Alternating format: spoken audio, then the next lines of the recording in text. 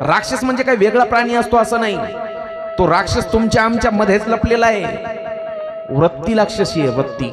माणूस राक्षस नसतो, माणसाची वृत्ती राक्षस असते. राक्षस म्हणजे काय असतात, त्यांना शिंग असतात, मोठं दात असतात, मोठे असे नख असतात, असं काही नाही. दिसायला तुमच्या आमच्या सारखेच हो, पण वृत्ती मात्र बसतात कथेतच, पण लक्ष मात्र मंडपाच्या गेटवरच असते. कोणाची चप्पल नवीन आहे, बरोबर, त्याला वृत्ती म्हटले. बैल आपले मात्र कडवा शेजाऱ्याचा टाकायचा, त्याला राक्षसी वृत्ती म्हटले, बरोबर. हा, दुसऱ्याच्या ताटात किती आहे हे पहा, ज्याला पाहायची सवय. आपलं कमीच दिसते आपल्या ताटातलं, दुसऱ्याला याला एवढं, त्याला राक्षसी वृत्ती म्हटलंय. असे लोक बनतील कलियुगामध्ये. राक्षस